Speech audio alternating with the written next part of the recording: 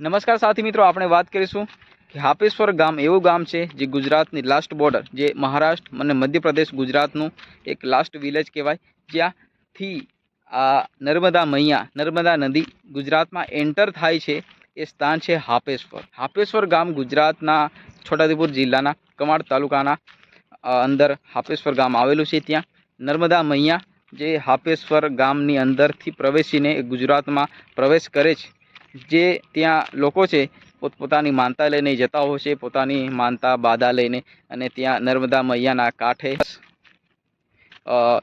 હાપેશ્વર મહાદેવ દાદાનું મંદિર આવેલું છે. મહાદેવનું મંદિરે ત્યાં દર્શન કરીને લોકો છે એ નર્મદા મૈયામાં જે સ્નાન કરવા જાય છે, અને ક્યાંકની ક્યાંક પોતાના માનતા માટે લઈ જતા શ્રીફળ, અગરબત્તી, નારિયેળ જેવા શ્રીફળ વધારીને ત્યાં લોકો જે નર્મદા મૈયાનો આભાર માનતા હોય છે. અને ક્યાંકની ક્યાંક વાત કરીએ ત્યાં ગંદકી અત્યારે આપણને જોવા મળી છે કે ભાઈ જે શ્રીફળ લઈ જતા તમામ જે કચરો નદી કિનારે ત્યાં આખો નાખવામાં આવે છે, અને એને લઈને ભારતીય જનતા પાર્ટીના આગેવાનો દ્વારા એક આખી મુહિમ ઊભી કરી, અને ક્યાંકની ક્યાંક જે સ્વચ્છ ભારત મોદી સરકાર દ્વારા જે આખો કાર્યક્રમ રાખવામાં આવતો છે, એને લઈને જે આપણા નર્મદા મૈયાના નદી કાંઠે પણ આ સ્વચ્છ રાખવા માટે એક આખી એમની ટીમ દ્વારા અહીંયા સ્વચ્છતાનો અભિયાન ત્યાં ચાલુ કરવામાં આવ્યું. તો પિન્ટુભાઈ રાઠવા અને એમની આખી ટીમ દ્વારા જે ત્યાં નર્મદા મૈયા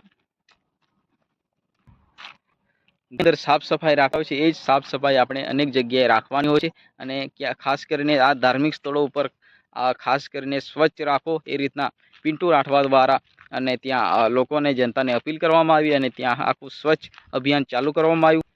જે મિત્રો લોકો અને જનતા આ જે વિષયને સમજે, અને ખાસ કરીને સ્વચ્છ ભારત અભિયાન જે ભારત સરકાર દ્વારા મોદી આપણા વડાપ્રધાન દ્વારા ચલાવવામાં આવી રહ્યું છે, એ ઉપર ફોકસ કરે, એના માટે પિન્ટુ રાઠવા દ્વારા એક લોકો અને જનતાને અપીલ પણ કરવામાં આવી છે. જ્યાં મિત્રો તમને વિડીયો પસંદ આવે તો વિડીયોને લાઇક કરો, ચેનલને સબસ્ક્રાઈબ કરો, વધુ શેર કરો. ફરી મળીએ નેક્સ્ટ વિડીયોમાં. જય હિન્દ, વંદે માતરમ.